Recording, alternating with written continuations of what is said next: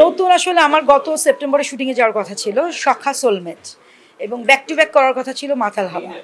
তো আমরা মাতাল হাওয়াতে এখন স্টপ রেখে, যেহেতু সখা সোলমেট আমি যদি রোমান্টিক কাজ করি, তা আমার ইচ্ছা যে আমি কতদিন বাঁচি মরি, তো আমার সিগনেচার একটা রেখে যেতে চাই।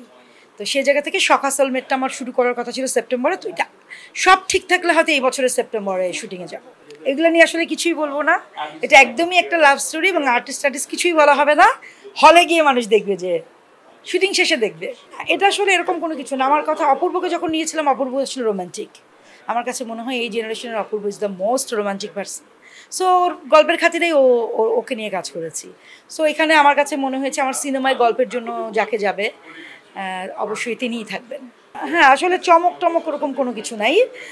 এটাই আর কি, যে গল্পের জন্য যা প্রয়োজন, কারণ অনেক কিছুই তো করে ফেলছে, এখন চমকের আর কিছু নাই, সব কিছুই করা শেষ। শাকিব খান ছাড়া মোটামুটি তো সব চমক শেষ, কারণ এত নাটক করেছি, অনেক জীবনে অনেক দর্শকদের চমক দিয়েছি। সো চমক না, আসলে আমার এখন প্রয়োজন, আমার এখন এই জায়গায় এসে মনে হয়েছে দর্শকদের কাছাকাছি যেতে হলে একটা ভালো গল্প, ভালো মেকিং, ভালো অভিনয় সমৃদ্ধ এবং নির্মাণ শৈলী যদি সুন্দর হয়, তাহলে অবশ্যই দর্শক আসতে বাধ্য।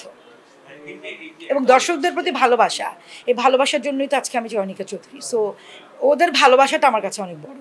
এটা আসলে মেনে নিতে হবে, কারণ আসলে সময় আসলে এখন অনেক কিছু, অনেক চ্যানেল, অনেক অনেক কিছু, অনেক ফোনের মধ্যেই সব কিছু দেখছে মানুষ। সো এটা মেনে নিতেই হবে। কিন্তু আমি মনে করি যে যে যার কাজ করে, এই কাজটাই যদি মন দিয়ে করা হয়, কাজের প্রতি যদি ডেডিকেটেড থাকা যায়, কাজকে যদি ভালোবাসা যায়, তাহলে আসলে এই কর্মটাই থেকে যায়, অন্য কিছু আসলে থাকে না।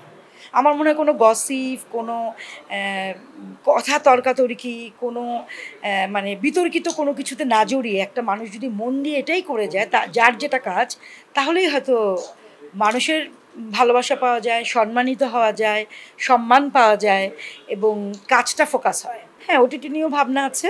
আমি আসলে একসাথে অনেক কিছু করতে পারি না, যেহেতু এখন ধাপে ধাপে কাজ করতে পছন্দ করি। তো এই জায়গা থেকে আমি এখন ওটিটি নিয়েও ভাবছি। ওয়েব ফিল্ম একটা গল্প ঠিক হয়েছে, স্ক্রিপ্ট রেডি হয়েছে। ওয়েব সিরিজ একটা ঠিক হয়েছে, 7টা পর্বের গল্প। দেখা যাক। না, আসলে এইভাবে তো বলা যাবে না, এক একটা তো এক এক রকম। যেমন বরবাদ তো বরবাদের মতো, যেহেতু এটা অনেক হিউজ অ্যারেঞ্জমেন্ট, অনেক টাকার বাজেট। তো ওইটা তো একদমই আমি এগুলোর সাথে বলতে চাই না। যেমন জঙ্গলি দেখে আমি খুবই মানে মানবিক একটা ব্যাপার, আমি কেঁদে বের হয়েছি হল থেকে, এবং এটা মানে এই ধরনের গল্প টাচ করেছে, এবং দর্শকরা কিন্তু প্রত্যেকে কেঁদেছে জঙ্গলি দেখে। আবার শিয়াব শাহিনের দাগি ওয়েল মেড, এবং প্রত্যেকে ভালো অভিনয় করেছেন, গল্পটা খুব সুন্দর। চক্কর আবার চক্করের মতো, মানে আমরা চক্কর খেয়েছি। সবগুলোই ভালো। আসলে পরিচালকরা কষ্ট করে সিনেমা বানান, প্রযোজকরা ইনভেস্ট করেন। সো আমরা বলবো সবাইকে সিনেমা দেখতে আসতে, প্রমোট করতে, যে সব কাজগুলাই ভালো। কারণ ভালো কাজ হলে, ভালো গল্প হলে, সেরকম হলে কিন্তু দর্শক আসে। যেমন ধরুন 23 সালে কিন্তু আমরা যখন দেখেছিলাম প্রিয়তমা, সুরঙ্গ, প্রহেলিকা, মানুষ কিন্তু উপচে পড়ে ভিড় ছিল। সেই জিনিসটা কিন্তু আমরা 24 সালে দেখিনি, বাট এবার কিন্তু আমরা আবার সেটা দেখেছি। তো এটা তো খুবই একটা পজিটিভ দিক, তাই না? মানুষ হলে আসছে, দেখছে, এবং এটা যেন মানে ধারাবাহিকতা যেন বজায় থাকে। যেমন এরপরে যখন ছবি আসবে, এগুলোও যেন দর্শক দেখতে যায়। এই মানে কি বলে, এই ডিসিপ্লিনটা বা এই ইচ্ছাটা জানা ধারাবাহিকতা যদি থাকে, তাহলে আসলে ফিল্ম ইন্ডাস্ট্রি অনেক সুন্দর হবে। প্রযোজক এগিয়ে আসবে, ডিরেক্টররা ভালো ভালো কাজ করতে পারবে, দর্শকরাই তো আসলে আসল। ওরা না আসলে তো আসলে কিছু করার নেই।